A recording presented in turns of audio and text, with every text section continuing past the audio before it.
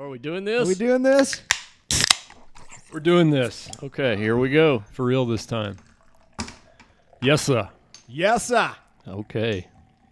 Oh, yeah. What are you drinking? This Tim? is this right here is one of my favorite Sierra Nevadas. It's called Hop Hunter. Okay, well, the story is the fridge to the van cave was defrosted over the last few days.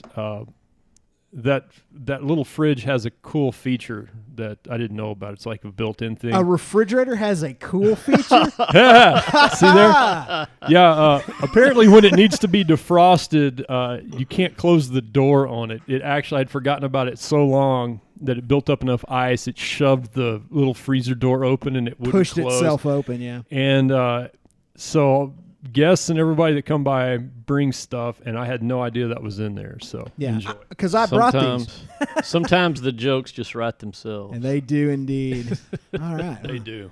Guys Here's are to you awesome. guys. Saludos. With Salute. the fourth best podcast host glass. Man, that's awesome. Standard. Delicious. I'm not. My stomach is not ready for actual real beer. So Hey, you do what you can do, man. yeah. So delicate topic today to some. We're going to talk about what I've heard termed as gun culture. What's this on the table? Oh, never mind. So I'm triggered by that. are you triggered? See, I did Well- it again. Triggered. See, it writes itself. Yeah. So obviously, gun control and whatnot in the news, and I typically avoid discussion of it. Actually, too. with anybody, one of the most useless things I've ever done in my career is bother to become an expert in firearms, because I didn't know I was one of 300 million experts in the United States. So, it turned out to be kind of useless. But somebody, I heard the term gun culture and gun nuts, and this took me back to something that I came across as a young firearms instructor. I don't want to do a total political discussion. It's going to go there. But when I started teaching, and I taught a lot of new people. I taught people new to the police academy and the jail academy, coming in off the streets, never having or having very little, if any, formal firearms training. And I noticed something, that in the front row, you had a bunch of people that were born and raised in places like West Texas or agrarian cultures or whatever, that had absolutely no fear of firearms. No hang-ups And at all. They were happy to be there because this is their opportunity to do nothing but shoot for however long, 50 or 60 hours. And shoot somebody else's ammo. It's Yeah, so great. somebody else's ammo. This is going to be a great day. on a state-of-the-art range. Never had which that we've- day. which we have here in Midland. And then in the back would be people who their gun was still in the car, locked in the box with the little padlock that came on it, and it had the trigger lock on it inside there, like it was, unexploded ordnance. And I realized that those take it out like this to bring it in. yeah, Set it you on want the us to bring our guns in? And the rest of these guys are all like shiny and everything. It was like in the Coast Guard; they're so well oiled, it's dripping down the side of their leg, out of the holster. So that is a cultural divide. That is a cultural divide, and I thought, how does this happen? And the three of us are people who grew up around firearms and what they mean to us, and it doesn't mean what people think it means. I've heard that Right. in a movie a time or two. Right. And we're going to talk about it. And this piece of gear I think I got it in frame. This is one of the queens of my collection for a lot of reasons that we're gonna keep coming back to. So I didn't want to. I actually thought about a pile of guns on the table, but then that would just get ridiculous. So Triggered. this is the most poignant one. This is an M1 Garand or Garand, depending on whose YouTube channel you watch. It was originally built in 1942 as a part of World War II.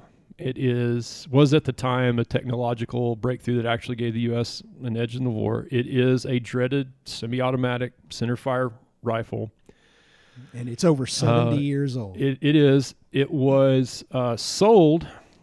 I can't prove it, but better than 70-80% likelihood it was sold by mail to a civilian in the civilian marksmanship program. Now, the only part on this thing that is actually that old and real is the receiver. The rest of it has been built into a match rifle, and I shot in service rifle match with this for a few years. So it has national match sights and a custom stock, and this is one of the rare Garands you can pick up and shake it, and it doesn't make any noise because everything is bedded and it's extremely accurate. But this is going to kind of segue into the assault rifle thing. So what I want to do is talk about our experience, how we grew up with it, what it means to us, and kind of what we do with guns. Okay. So, and Clif has a very interesting history, going back to your dad. I think it is. What?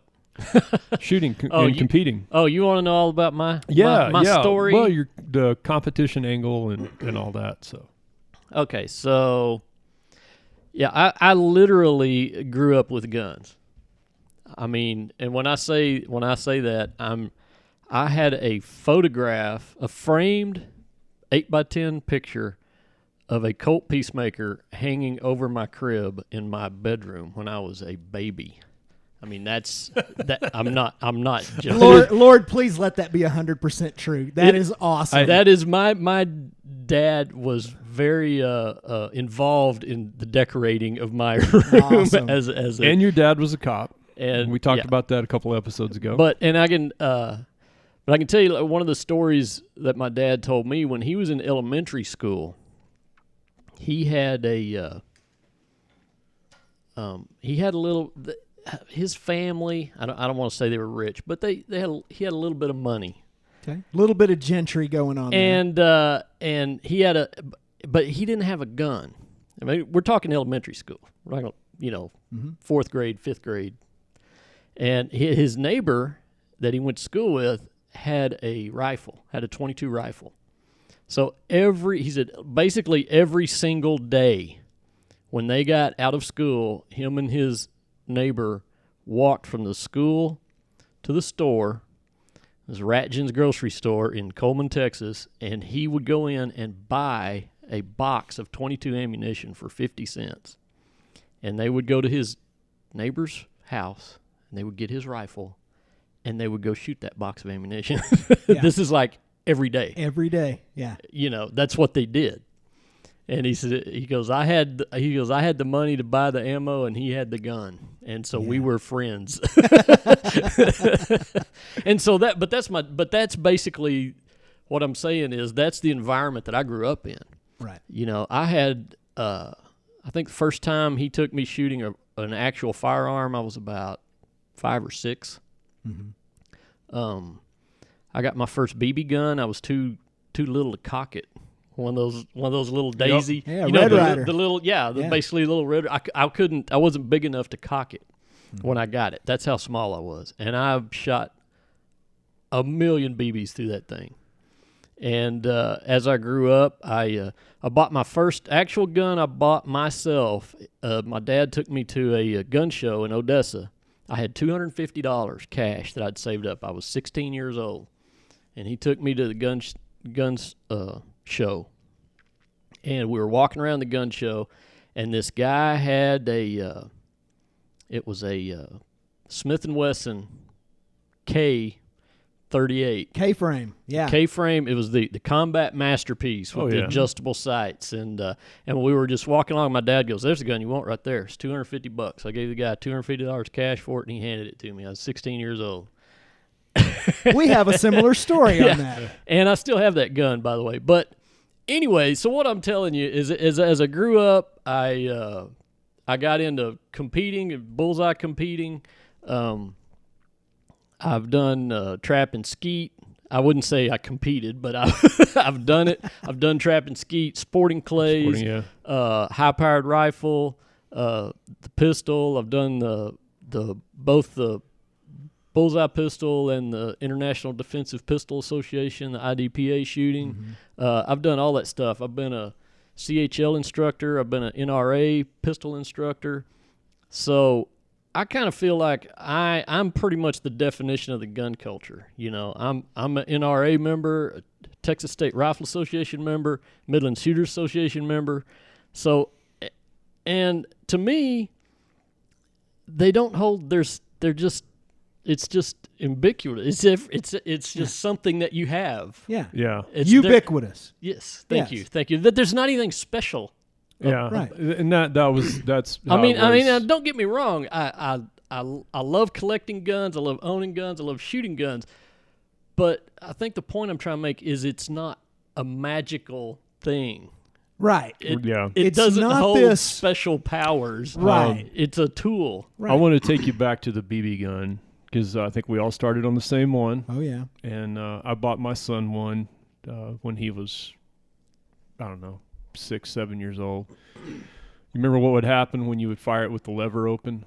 Oh yeah. So you'd uncock the lever, and being a kid, you'd think, well, what would happen if I pull the trigger with the lever open? It slams shut on your knuckles like a giant mouse trap. Yep. They don't do that anymore.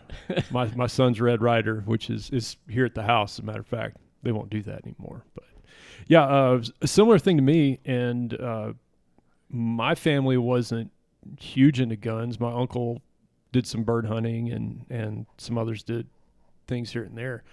I just took an interest in it as time went on, and I've done a lot of the competition and teaching and all that stuff. And honestly, it's just another tool Right. to me. I mean, I've managed to actually get bored with it a time or two. You know, it's just you do that so much, and it wasn't a huge thing to me. I understand the dangers, and it's not. I'm not frightened by it. I'm not. I don't understand all that. Yeah. To be perfectly That's honest. foreign to me too. All of the irrational fear over guns as if they're these cursed supernatural items or something like that. I don't know. My story with guns growing up is a little bit different because I had a mom who did not like guns. But thankfully, I had all the other men in my life liked them a whole lot. It was similar with me. Yeah, Right. I get it. And the reason my mom didn't like guns is because when she was a little girl, well, not a little girl, when she was a teenager, one of her friend's brothers, they were cleaning a gun. They were too young to be doing it unsupervised, probably. Or they didn't. I shouldn't say that. I mean, you can be pretty young and really know your way around a firearm, but they had not been correctly trained in how to clean a gun and firearm safety, obviously. And there was an accident, and her friend's brother got killed. So my mom grew up scared with an irrational fear of guns, is what it was. Just what we're talking about. But thankfully, I had, like I said, all the men in my life were normal men who shoot guns and are interested in guns. And that's not a man thing. Like, you can be a man and not be into guns, but I guess what I'm trying to say there is that it was very normal, and it was something that I never thought of throughout my whole life, of hunting and marksmanship and taking marksmanship courses as a kid, and safety and gun safety. I took a gun safety class as a teenager. It was one of those things where I never considered that there was this group of people, this demographic of people, if you will, out there who hate guns. Why do you hate them? And even today, even in the cultural soup that we're in with this issue right now, I still have a hard time wrapping my mind around this, about why they are so afraid of guns and how ignorant they are about guns. I think those two things go hand in hand to a point. If they really understood guns, they'd be a lot more like us. They'd be like, oh, well, they'd have a more even-keeled approach to everything that's happening right now. What did it when it hit me? It was kind of late in the game because I didn't get involved in the issue a whole lot, and I taught concealed handgun with Clif for 10 years. Yeah, and when I took my first concealed handgun class, you guys taught it to me. And 1999. so it was. He has yet to ask for a refund. Yeah. But I knew some Another people here. satisfied customer. And I saw both sides of the issue. This guy was a physician and had an office, and his wife worked in the office, and they put up the Texas 30-06 sign not allowing people to bring handguns, into the business. And there were people posting on Facebook saying, well, I have to find a new doc because he won't allow guns in there. And I had a totally different perspective on it. Accidental, negligent discharges, whatever they're calling them this week, gun accidents happen where people handle guns. And if somebody walks into a doctor's office and they've got to take off their pants, and I've seen what some people carry, if they carry a holster at all, that's when they're going to be falling around with their highly modified gun and blow a hole through a wall that I may be on the other side of. And VA hospitals, military hospitals that I visited, you couldn't carry a gun, and I totally understand that. My thing is, if you got to carry into a doctor's office, you probably need to find a doctor in a better neighborhood because you're going to have to take your stuff off, and you don't want to be hanging with it. So doctor seems kind of sketchy. I was on his side with that. I felt the same way about it. I don't like people handling guns in the next office and stuff like that. But I remember his wife, when this is around the time I think open carry was being talked about, she became physically anxious at the sight of a firearm being carried by a cop, by anybody else. And that's something I can't understand. Yeah, I'm not an open carry guy. I don't have a problem with it being legal. I don't do it. And so far, about 90% of the people I've seen doing it, I think were kind of douchey. Yeah, just my opinion. I would never open carry as a civilian simply because it puts you at a tactical disadvantage. I'll tell you why you don't as a cop, because if you stop in at Walgreens to pick up your medication on your lunch break and you're wearing a badge and a gun, you're going to get waved down by somebody that wants to talk for 30 minutes about how they're getting screwed over on their divorce and nobody's helping them, and they keep throwing you dead-end situation. Or they've got a restraining order on their husband and they won't leave her alone and yeah, you get into these spiraling no-end conversations. So I started carrying when I could concealed, and that helped. I've seen a few people carrying open carry here in Texas since they passed that law. And what's funny about it is all the ones that I've seen looked like they didn't know what they were doing. Yeah. Right. I mean, they were.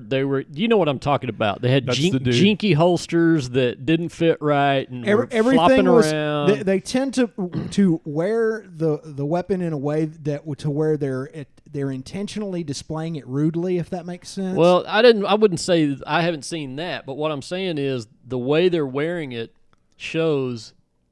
proves to me anyway that they have zero training. Right. Yeah. They're in a tactical situation, that rig would not work. They have the wrong gun in the wrong holster, mounted the wrong way. That's what I'm saying. Yeah. It's mounted more for show than for tactics. But I didn't feel like it was done provocatively. I just thought it was done stupidly. Yeah, and I didn't necessarily. Yeah. I've always felt it was more of an attention getter.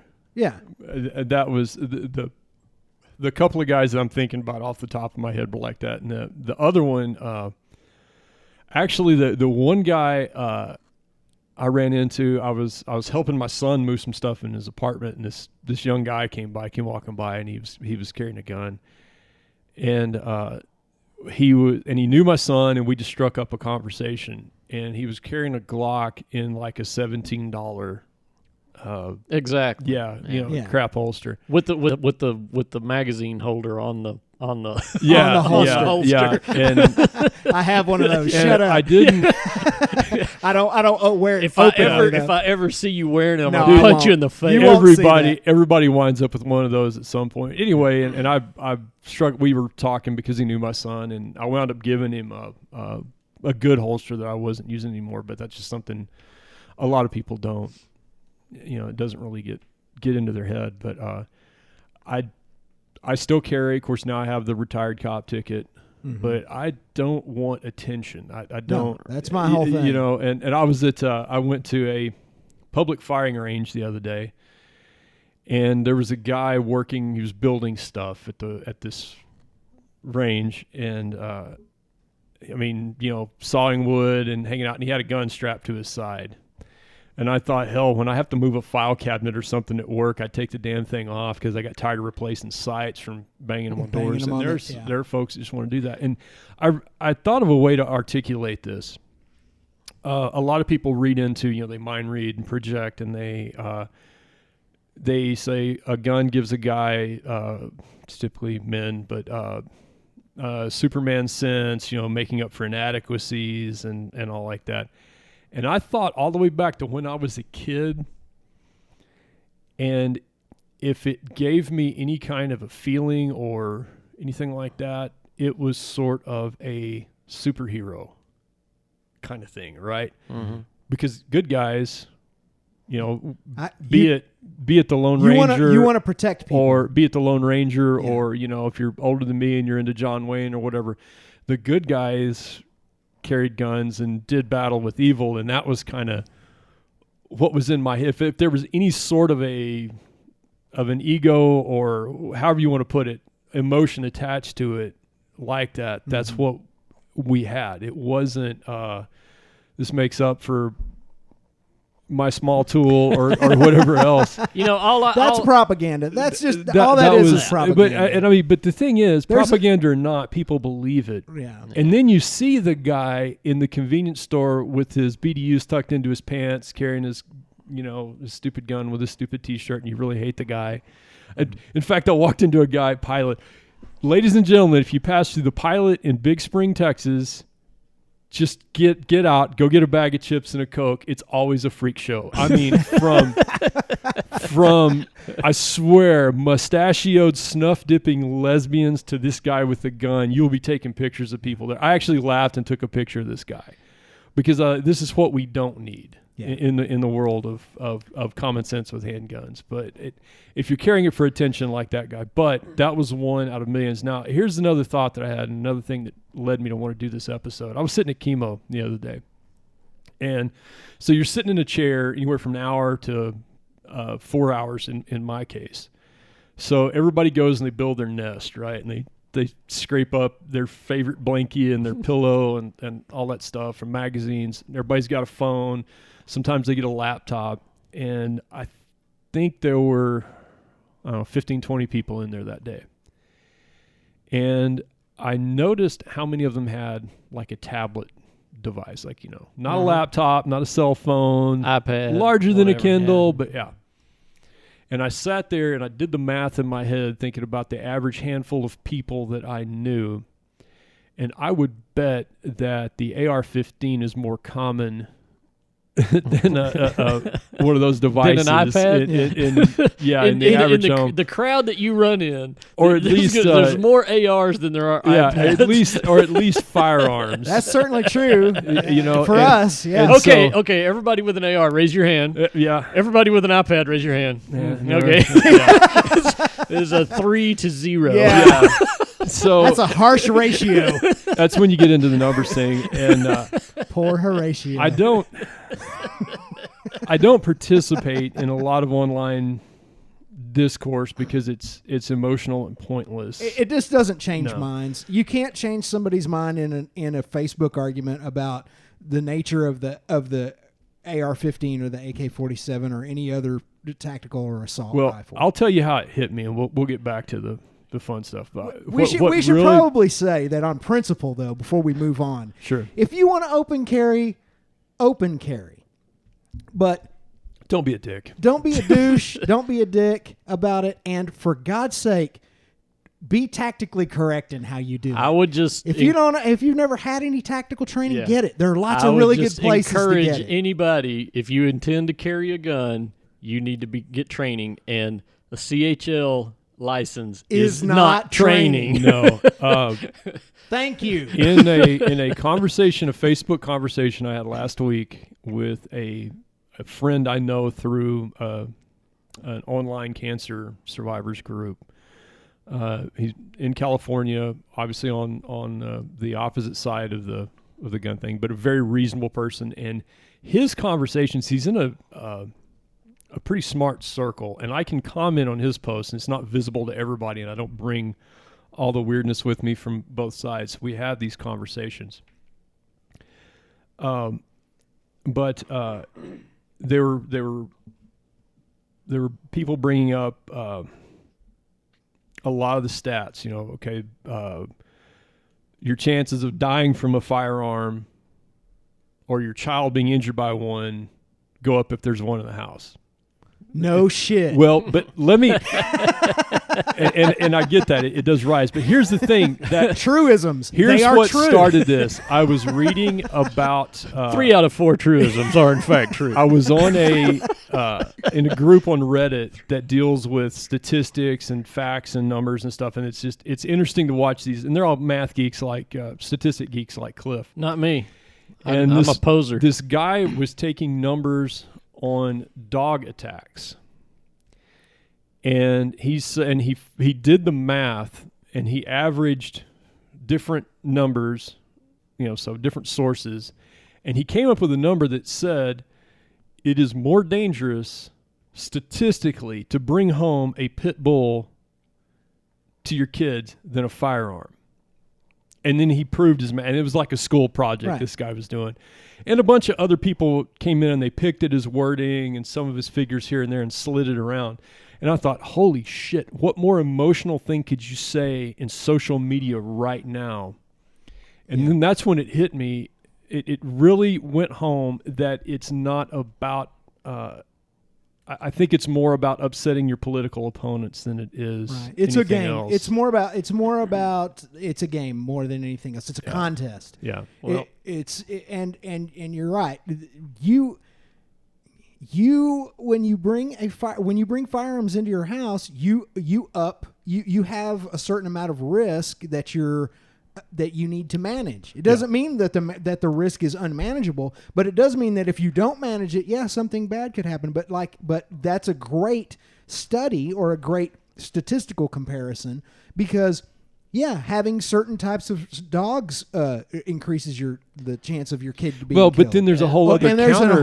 there's a whole other counter to that saying, well, it's not the breed, and there's plenty of people going, well, blah blah blah blah blah blah. There's a lot more fact to that, and so you get into this squishy emotional cloud of crap, and then you go back to my house where everything is locked up and taken care of, and somebody made a comment that, well, you're specially trained, and I brought this out.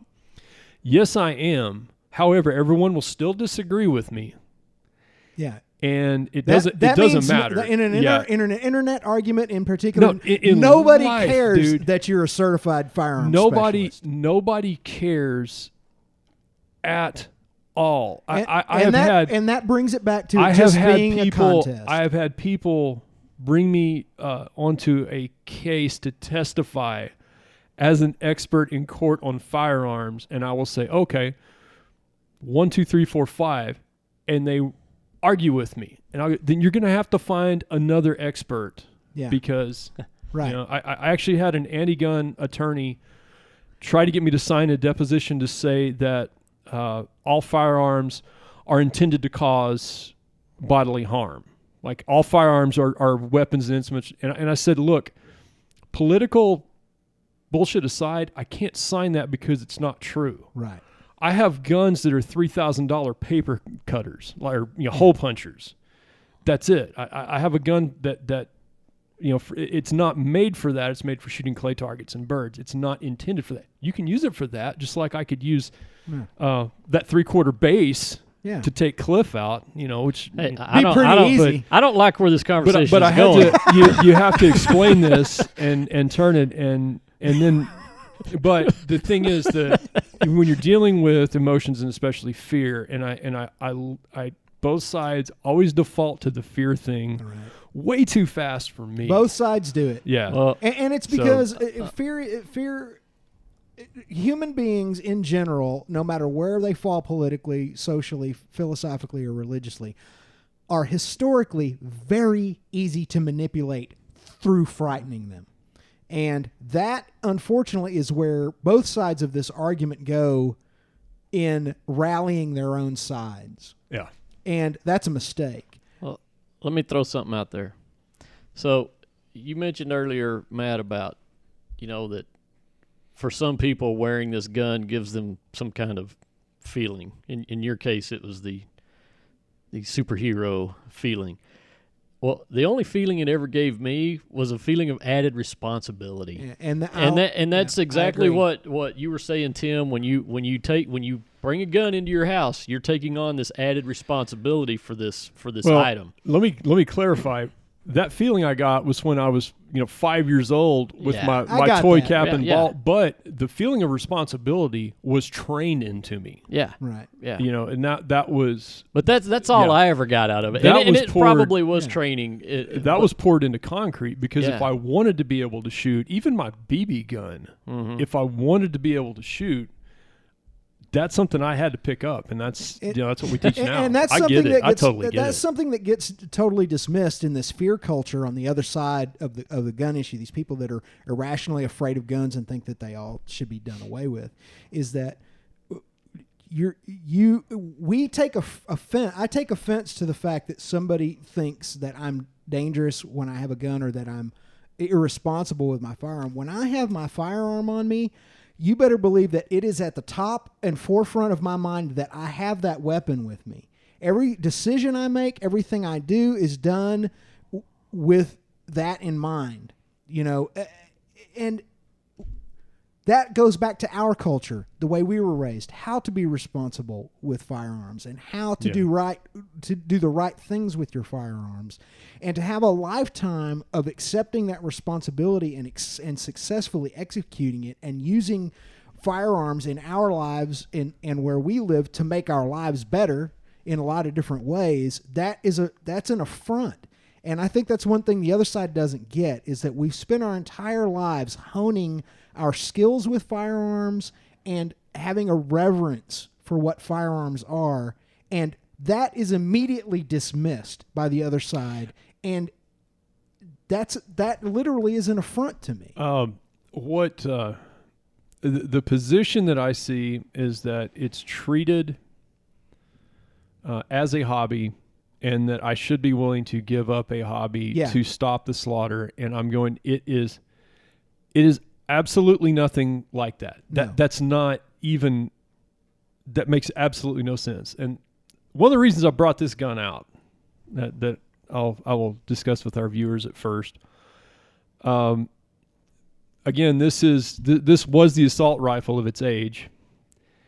And I'll post, I'm not going to get still a formidable anyone that wants to chew at me about assault rifle and the use of that term. Look in the comment section in the video description. I'm going to link to a blog post I wrote about the term assault rifle. Yes, I know designation AR stands for Armalite rifle. And yes, there have been legal definitions. When I say assault rifle, we all know what we're talking about. We don't, and nobody at this table has a problem with the term assault rifle. Well, we don't, but the thing is, it is a category of a firearm that in my trunk of my patrol car will be what is determined an assault rifle, because it is a rifle designed for combat. Specifically, primarily urban type stuff. Initially, it will not be this one. It will not be my bolt action hunting rifle. It will not be your lever action hunting rifle. So when I say assault rifle, we do mean military shooty people guns. Right. Okay, and I want to be clear on that. I know people get offended, and you shouldn't be offended, because there's nothing wrong with that term. And there's nothing wrong with those rifles being in civilian hands. So this one, well, and just one thing is the definition, the assault rifle is considerably less powerful than what you have sitting right here. Well, that's one thing I wanted to talk about. I want to get into that. How weak the 223 round. I meant to bring the cartridges out, but I'm going right there. But this rifle shoots a very long cartridge. It's exactly yay long. 30 caliber. How long? I'm sorry. How long is a yay? Yay. Like that. Yay. And that's what she said. No. I'm not doing that. I'm not doing that. And clip fed. It was, for whatever reason, this one didn't have a magazine. You'd have to get a historian here to tell you the whole story. But this rifle served until Korea. They were loaned to other countries, and when they got done with them and they were sent back, they sold them through the mail to citizens. And they still do. Yeah. The civilian marksmanship program. I have 3 or 4 guns purchased through the civilian marksmanship program. Now, the only reason if they're not selling them now, it's because they're out. Pretty much all of them are home, and they've been sitting in my safe. I finally proved to my wife I wasn't lying. It was an investment. They are going up in value. Yay me. But this was a very large and powerful and devastating round. This was the top of the food chain in anti-personnel long arms, and has been available through the mail since the 50s. The AR-15 has been available in a civilian version since 1966. Between the 60s and the 80s, we had the competing market, HK and everybody else, Valmet. If they made one, they made a civilian version. They sold the United States.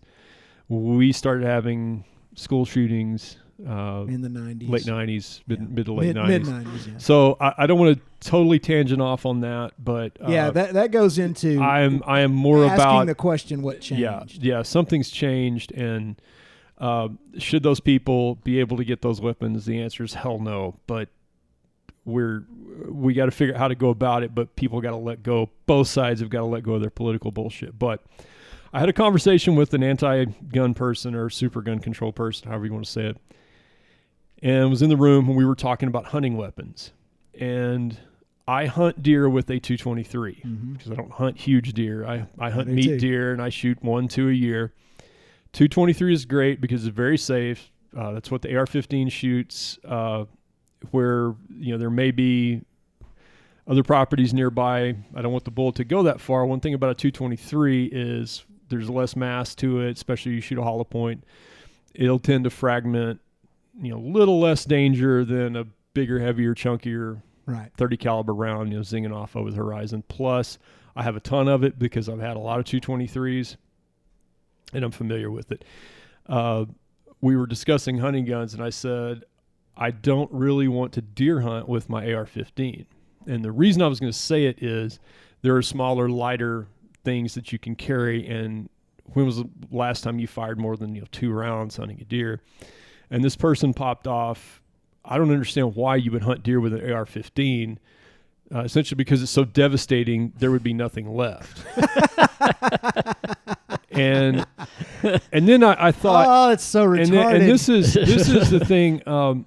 When you get into it, a lot of people they don't understand. It goes back to that original ignorance and irrational fear of firearms. And if it's not in your culture, you probably don't understand all of it. Now you have to understand how guys who grew up around guns and are part of the quote unquote gun culture look at that. Can I get a word in here? Lay it on, dude. Sideways. Lay it on. Between you two, we're all fired up. I'm going to pack up and go home.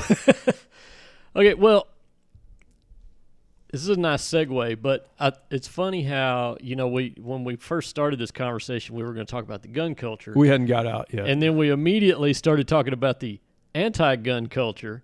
But here's the thing, and I was just sitting here thinking about, because I had lots of time to think while y'all were talking. Ass. I think he's made the same point like 3 times, so I get it. Look, here's the problem on both sides, whether the gun culture or the anti-gun culture.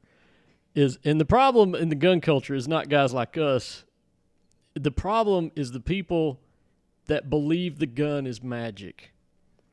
And you have people on the gun culture side that think it has some kind of power, some kind of weird magical power that will solve all my problems, and all I have to do is carry it into this grocery store, and I'm gonna be the king of the world or the school or whatever.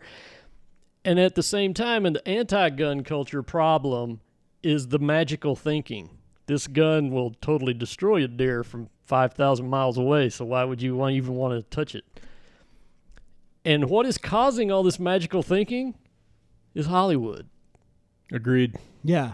There's no doubt about that. Ever since the first movie was made with a gun, it didn't work like a regular gun. It worked like a Hollywood gun. Me and Matt have had long conversations about this when we were teaching CHL classes. We should do a whole episode on the properties of Hollywood firearms. Yeah. It is amazing. But the problem is these people, whichever side they're on, there's this magic power that the gun has. Right. And that's the problem, is the magical thinking. Well said.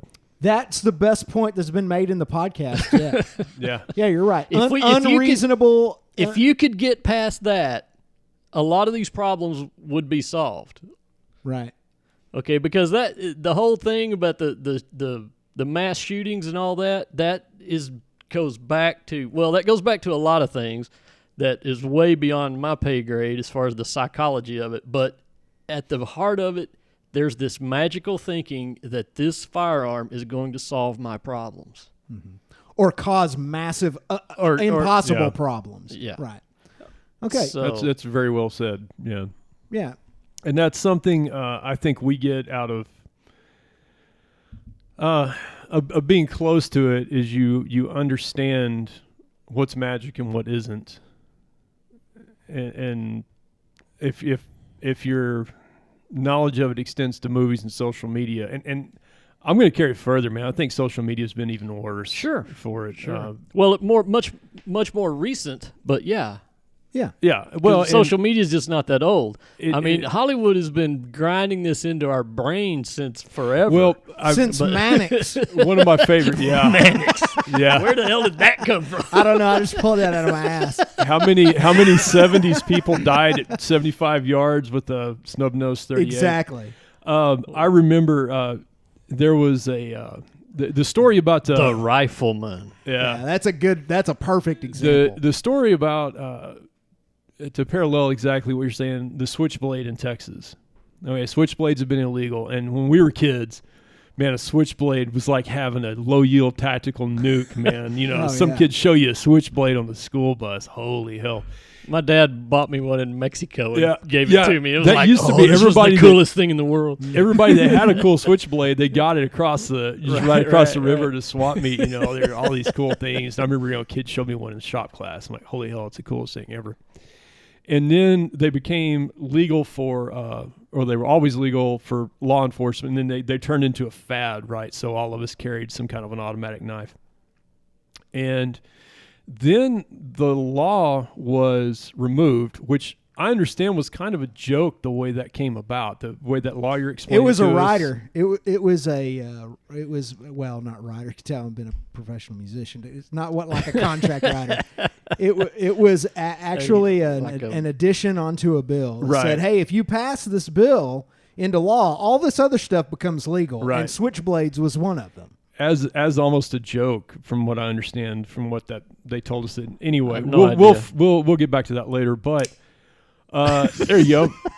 Suddenly, the world didn't end. Now, when you look at it, what kind of a tactical advantage does a switchblade offer? And the only one I can think of is that if you are tangled up close quarters with somebody, and that's the only thing you can reach, it's easier to open. But if I'm going to stab you in your sleep or rob you or, the average bar fight, the other 99% of situations, it makes no difference how the weapon opens. And in Texas, it's lawful to carry a sheath knife, a fixed knife. Yeah. Which is way better than a folding knife. Right. So none of this made any sense, but why were switchblades illegal? Hollywood.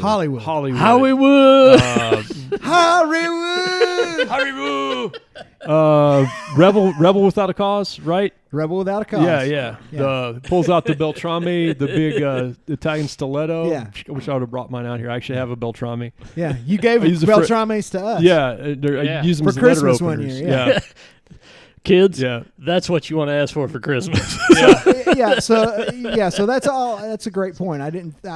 We've talked about the Hollywood aspect to this, but when you really, really sit down and consider it, the Hollywood aspect to it on both sides is driving a lot of this hysteria and magical thinking. Yeah. Yep. Yeah, I'm totally with you, but no, I didn't mean to leave you guys speechless. You did, man. Clif was like, while we were yammering like a couple of ladies, Yeah, Clif nailed it. I don't know man. where that came from either. Totally did. But Cliff was just like formulating the most salient point ever. I was. No, it is, and I'm totally on board with the Hollywood thing on both sides of it. And then you add into it the news, and you get the plane crash effect, where it's safer to travel by plane, but all you see on the news is plane crashes, and you're terrified when you get on an airplane. Yeah. So, and another thing I mentioned with the guys in this discussion we had was, and it's in the blog I'm going to reference, is the AR-15 as far as defensive personal weapons goes is at the top of the food chain right now. I mean, a good quality semi-automatic, mid-powered, short, lightweight, high-capacity firearm. And I don't want to give mine up. I have actually defended my home with mine, aside from the many, many times I've used them at work. Hit me. I'm not quite there yet, but you have used even okay. I didn't know if you wanted to talk about that. I'm not going to get. I don't really want to super get into that, but I did deploy one to defend my house one time. But the problem with it, if you could show me in my NRA 2A buddies, look, I'll say it. If there is some sort of legislation that would work, I would support it. I have not seen anything that would work. Across this great nation of ours, we're about 30,000 gun laws deep into this deal. Yeah. And you can't stop mass shootings with laws. No. All you can do is further inhibit people like us who care about the law. It was... Go ahead. I'm sorry, Tim. No, that's it. It was brought up. The point keeps coming up. Well, somebody needs to do something. Bang, bang, bang, something. And I thought about how my job changed. Now, we're going to get into the whole, what they call it, the NASA paradox, in that if you give an accountant a plumbing problem, he's going to wrap Scotch tape around a broken pipe. You know, that's it. So you're asking a career cop, what did we do? Well, Columbine, not only did Columbine happen, the pattern started. And Columbine's response was absolutely nothing like the response we've built up today. It is completely different. And just in the last few years, it's changed dramatically, because we take the information from how one shooting worked and we build on it and we adapt our training another way. And then we standardized it so that 3 guys from 3 different agencies who've never met have the same training to respond. So your law enforcement community has done something. Mm-hmm. Okay, we're one example. Now there's training for organizations where police, somebody can come in. Some places are using contractors, and some actual, like in Midland, the police will do it, and they'll teach you active shooting, how to deal with it. And we are starting to understand more and more the psychology, what to look for, how to prevent it. Things are being done. It's just people want a big chalk snap law to say ban these guns or ban something. Give me something that's going to be on Facebook that I can hold on to, and I don't have that answer. Yeah. I wish I did, but that's not. Well, people think that they are going to be able to solve this problem through their confirmation biases on both sides, and depending on what your confirmation bias is, some confirmation biases are right, but a lot of times they're wrong. And we're about to go there. Are we going to go there? We've slid in the ditch pretty hard. As far as that goes, we're free to go wherever. I'm just, I don't want to get in the part where we're down to where we're arguing in the comments, because it's there anyway. The whole point is to this. We're all big on that culture word now, because it means a lot of things. It means your race, it means your profession, it means your economic whatever. And I'm trying to say from the gun culture side of it, because I am I'm an owner. Are you a member of the gun culture? I'm a member of the gun culture. Card carry. Let me see your ID card. I own. It's right here, man. Oh, I own a World War II collection. I have an AR-15. I have hunting guns. I have stuff like that. I already recited my bona fides. I don't know about you guys though. I don't compete anymore. I used to compete a lot, but I'm not a good social fit for the average firing range. It's the tyranny of retired old men. I'm actually probably the most casual gun owner here, because the guns that I have are one of two things. Either they have a practical purpose that I use them for, like my AR-15 has, believe it or not, folks, my AR-15 has some practical purposes. You may not like that, but it does. I also have an AK-47, which also has practical purpose. I have an AK. It's a great pig hunting gun.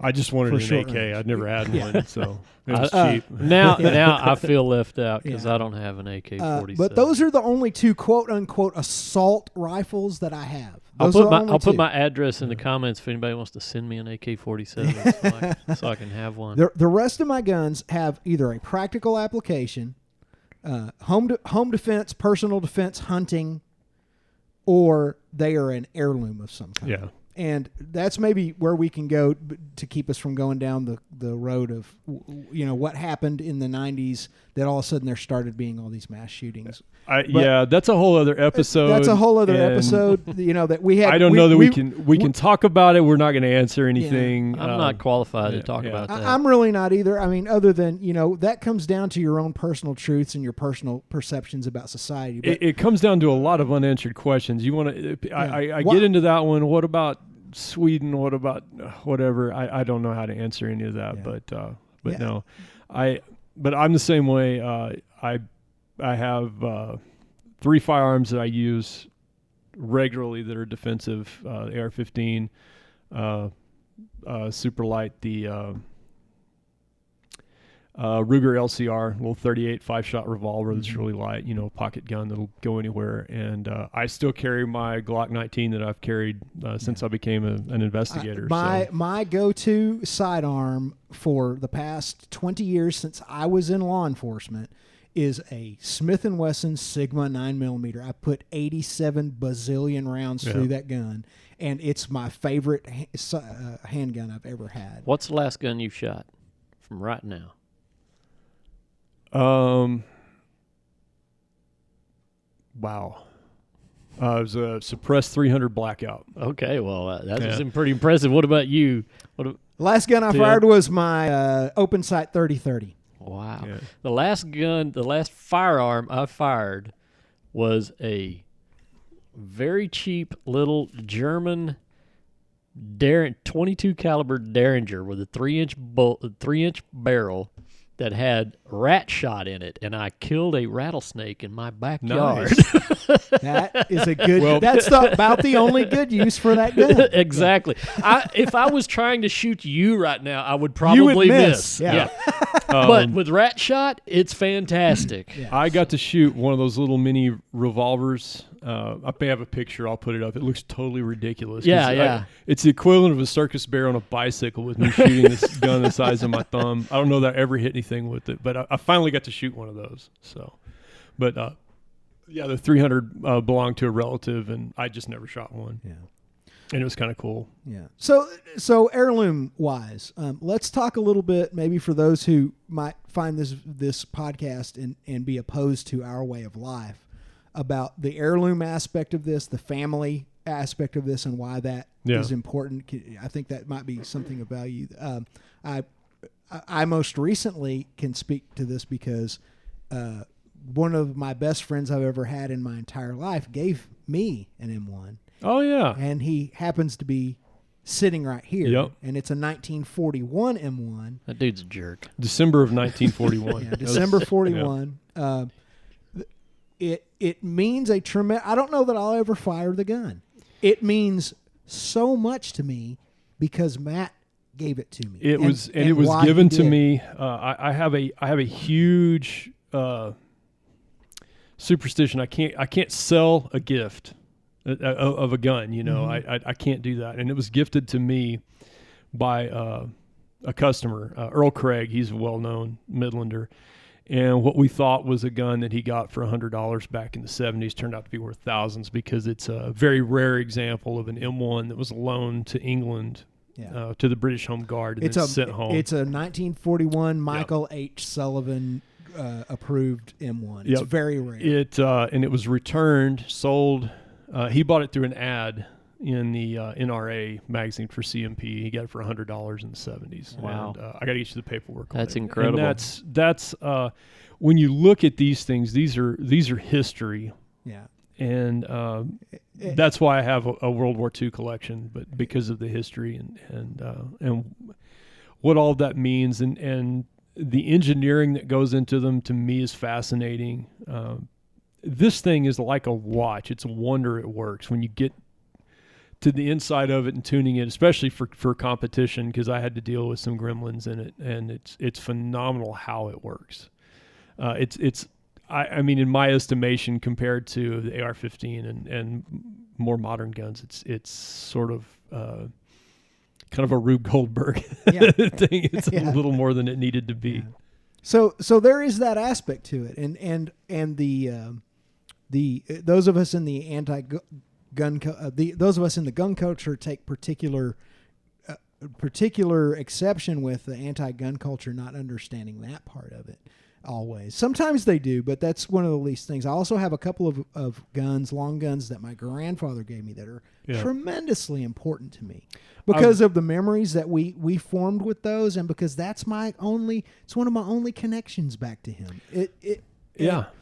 And my friend Jerry Kelso, who passed away a few years ago, gave me a couple of guns that I still have today. One of which I haven't fired in 20 years. I may never fire it again, but he gave it to me. It's an heirloom. It's this connection to a friendship. It's a connection to this humanity that we shared together. And I wish that more people on the other side could understand that is there. There is a humanity to why we consider guns important. Talking about Earl Craig, he just lived down the street from me. He was an oil man.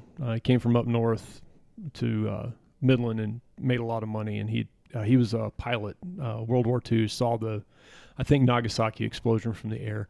Wonderful man. He had the very blue blood kind of Thurston Howell accent. Super cool to talk to the guy. Such a sweet guy. He took me down in his basement when he showed me his gun collection, and he had a Colt Peacemaker in the box. Wait, he had a basement? Yep. It used to be a squash court. Oh. It used to be a squash court, Awesome. and it's like 3 blocks from me. And he also had a Colt Pocket Auto that his mom carried, and we got to talking about this later on. So, here he is, old enough to be my grandfather at the time. And how did you protect yourself in 1905? What did the wife do when the husband was off at work or off at war, or in West Texas when he was on a derrick? When he was out plowing the fields or had to go into town, there's no 911, there's nothing. And also, these are people, my family growing up in West Texas, where you would actually have rattlesnakes show up in your kitchen. Mm-hmm. And, things like that, a coyote attack your livestock in the middle of the night. That these are a way of life, and it evolved into something else for us. I don't have to worry about a coyote eating Macy in the middle of suburbia. Right. But that sort of lineage of firearms has followed me down. Yeah, but there has always been a wolf at the door. Always, yeah. Sometimes there used to be 4-leg wolves, and now they're 2-leg wolves, but they've always been a wolf at the door. Yeah. Yeah. And they will take your children if you're not ready to defend them. Yeah. And that responsibility falls on you. And probably, depending on how this podcast goes over, we could do an entire episode on the importance to of firearms to the individual and to the republic at large, the preservation of the republic at large. Wow, yeah. That's a whole other We could episode. sink into that. Why it is that we've had guns, we've been awashing guns in this country for over 240 years, but mass shootings only became a thing about 20 years ago. That's another episode. We can't go into everything here, but that is a great punctuation of another reason why they're so important. They should be important in the average person's life. I saw there was a thread in legal advice on Reddit. I keep going to Reddit, guys. I'm on Reddit a lot. But as a kid, He's retired now. He's just on Reddit all You know day. what he's gonna do? This podcast is going to turn into him sitting here by himself going, so I saw this on Reddit today. Yeah. He's going to be like Scott Adams. He's just a cell phone. Yeah, looking up my nose, looking up stuff on Reddit. Hairs all hanging out of him. If it's like the guy reading the newspaper on the radio, he's going to be the guy reading Reddit on his podcast. What happened on this? It was on the legal advice or something along those lines. But this family, and they live in Texas. And they live on, and I pictured a place kind of like yours, a house with a couple of acres, and you're big enough for horses and stuff like that. You're referring, of course, to stately Sykes Manor. Sykes Manor, yes. And they raised some kind of a show, goats or sheep or something like that, and they're pets. These are not livestock. They're not getting shorn or eaten. They're pets.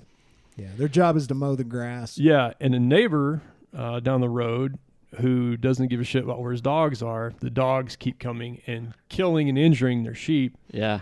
And they can't do anything. And some guy looked him up and he says, "Hey, okay, I see you're in Texas.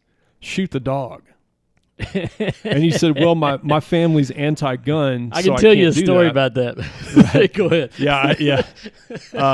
My family's anti-gun, so I can't do that. Well, so there's a more modern situation. Then your sheep are going to get eaten because your neighbor's not going to control their dog. Right. Your sheep, I don't know what to do. Bigger fence. Yeah. I don't know. He's anti-gun, but and he's probably very pro-animal. But at the same time, he's willing to sacrifice the lives of these pets that, first of all, are his property. He was very disturbed by the ripped out throats of his sheep. I bet he was. You could tell. Yeah, his normalcy bias was seen through in that moment. It was where he suddenly realized the world is a really ugly place. I thought that's why people especially out here who live out in the county will have a firearm because there are still. I grew up in a rural area. I know you guys grew up. You grew up kind of in town and out of town. You moved a little bit. Yeah. I grew up in the country, and it is inconceivable to have even considered what life would have been like growing up in the country without firearms. It would have been horrible. Yeah. Your dog would have died because the coyotes come in to kill him at night. Rattlesnakes would have been in your bed at nighttime. Damn skunks, man. You can't survive in a rural setting in any kind of a practicable way without firearms. And it's a tool, you have to be able to project your power over your vast estate. I'm not even talking about the moral response. I'm not even talking about the moral obligation to what I believe is the moral obligation to own firearms or the constitutional obligation to own firearms. I'm talking about the practical day-to-day life of a kid, of a family growing up in a rural area. You got to have firearms. You're an idiot if you don't. And that guy's a perfect example of that. Yeah. That's just like Aaron's buddies who came down to visit from where all the Mormons live. Utah? Yeah. That would be Utah. Is that that's a state. I'm just kidding. It is. So they very, very anti-gun, but they're one of the things about the Mormon religion is that they are sort of preppers in their own way. Like they're charged to basically stockpile food and stockpile all this stuff for doomsday so that they can survive, and they'll have everything they need if the shit jumps off, basically. Right. So all 144,000 of them. Go ahead. But this particular couple was very anti-gun, and Aaron, it's kind of everybody's getting together at Aaron's house, and he's passing around all his machine guns that he has federal stamps for and all that, and which is cool. We're all kind of enjoying it, and we're looking at comparing, does this serial number match that, and just doing normal gun guy stuff. And I can tell that they're just offended. Like they're silently just appalled at all of this. And this is how basically I'm paraphrasing the conversation as a whole, but basically where it went was, we don't believe in guns, but you guys are preppers, right? Yeah, we as Mormons we have to keep all these supplies so that we can survive if the apocalypse ever comes, or if things ever go bad and society collapses. And Aaron said, if society collapses, you're not going to have any of that stuff, because I'm going to come get it when I get hungry, because I have guns and you don't. Yeah. Or like a friend of mine said, I may have to lay out in the bushes for 3 days until you come outside, but I'm eventually going to get your shit. That's what Jim Seavey said. Was one of my instructors. He's a police chief now, and he said that at some point they will all decide to bow to their benevolent warlord.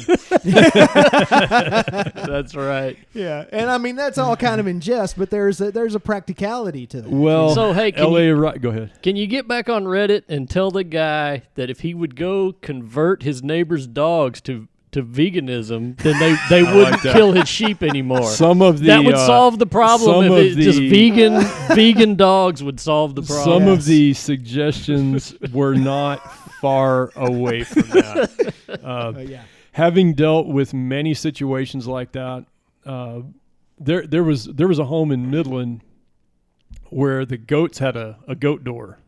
Yeah. And they came and went and lived in the house, and it was an immaculately clean, large home, and a couple of dogs that smelled like goats. Yeah. Dude, it smelled like Grandma's kitchen. Wow. They kept it clean, yeah. Wow. And these are show goats, and I'm sure they didn't, like when they were gone, the goats didn't live there, but but they couple dogs got in, killed a bunch of them. It was a bloodbath. And what the hell would you do? I mean, if you weren't into guns, how are you going to do it?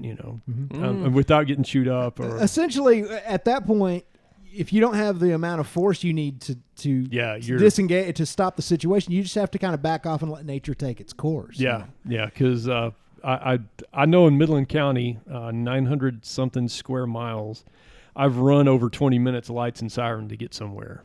Right. From one end of the county to the other. Yeah, so. That's another thing that from a practical standpoint we could take apart pretty easy if we wanted to. The fact that, if someone's breaking into your house or someone's threatening you, to call the police. Good luck with that. Yeah. So hey, good luck with all that. Let me tell you my dog story. This we could have used this in the cop story episode. So you could have. Yeah. We got a segue This is here. a good one. So when my dad worked for the sheriff's office, there was a guy here in town, and he was having a problem with the neighbor's dog. So what he did is he called his county constable, who I'll tell you guys his name later. He called the county constable, and he told him, "Hey, this neighbor's dog keeps coming on my land, killing my chickens or whatever he was doing, and what can I do about it?" And so the constable told him, he said, "Well, in the state of Texas, legally, if somebody else's dog is on your property, you can shoot that dog." Causing damage. Yeah. And he goes, "I'm not telling you to shoot the dog. I'm telling you that you have the right to shoot the dog if he's killing your chickens or whatever." Yeah. He said, "Let me give you a personal piece of advice. If you shoot somebody's dog, you bury that dog and you do not tell a soul what happened. The dog just disappeared. For the rest of your life, you never mention this ever to anybody, because the only thing that can come from this is bad." Amen. Right? Yeah. You take it to your grave that you shot your neighbor's dog. All right. So off he goes. Dog comes on his property, kills his chicken, he shoots the dog. Neighbor comes around, "Have you seen my dog?" He said, "I sure have. Damn it. I killed your dog because county constable told me I could." Son of a bitch. That's not what I said. Matt has had lots of similar situations. God, I could tell story after story. So here we go. As a law enforcement officer, you have to be very careful giving people personal advice, because they cannot often delineate the difference between official orders and personal advice, and that's very frustrating because it takes the humanity out of the interaction between the police officer and the citizen. We could go on and on about that. Yeah. The dog, like I said, the only caveat to anything you said, if it's damaging property, livestock, that's the thing. However, yeah, remember the 3 S's, kids. Shoot, shovel, shut the fuck up. That's how it works. Yeah. Okay, because here's the deal. When people move out into the county, first thing I got, I'm going to make this a quick story. These guys wanted us to think they were good gun owners, and they spent a whole half hour talking about shooting dogs. I went Bastards. to a... I'm triggered right now. I went to a call. Going to my safe space.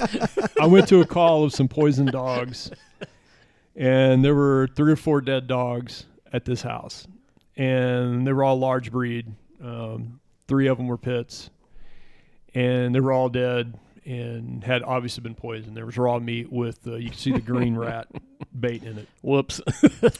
And I said, not very "Are you subtle. having problems with any of your neighbors?"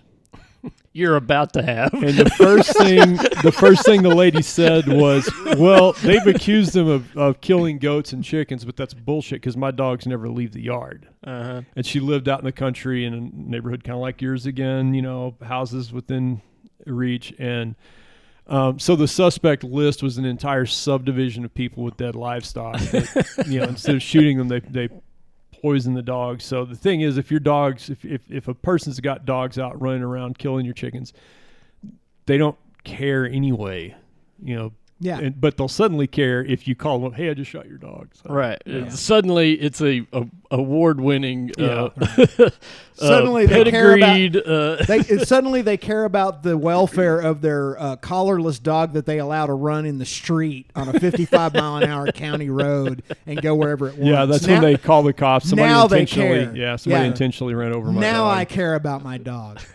Yeah. So, like you said, man, there's all kinds of wolves these days, but that's about it, gents. Okay. I think we are. Let's wrap it up. This is one of those subjects that could turn into a Joe Rogan 4-hour deal. So. Yeah, I like I said, about an hour is kind of what I'm looking for, and it gave us some other ideas, and we'll definitely come back to the gun thing. I think just to summarize this, it's just to say that this is a cultural divide that we're not going to bridge through confirmation bias and propaganda and blame.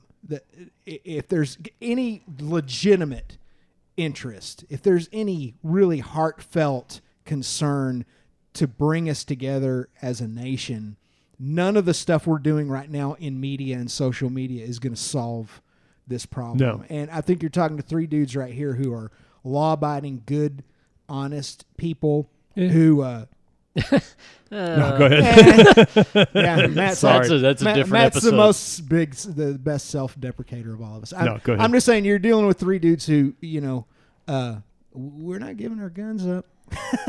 Well, So again, we should probably figure out an American solution to even the question of giving them up, of giving mine up, would make a difference, because I've had many conversations with gun owning people on the gun control side who will not give theirs up. Right. And so, again, if you look at the math, that's not the answer. Right. So, what are you going to good do? point. But Excellent point. the thing is, Love the shirt.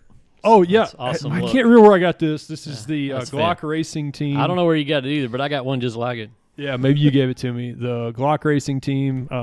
It's got Lee Ermey on the back. God rest his soul. The gunny. So, All right, I'm out. yeah. No Glock hate on this channel. We love Not at we all. love Glocks. I'm all about top rack, dishwasher safe, combat Tupperware. That's right. So, yeah, we'll come back to this one, guys. Thank you. I enjoyed it. It was a blast. I'm going to enjoy the hate mail. So, cheers. Yeah, get ready for your comments section to go south, brother. Here we go. Cheers, folks. Love Thank you guys. America.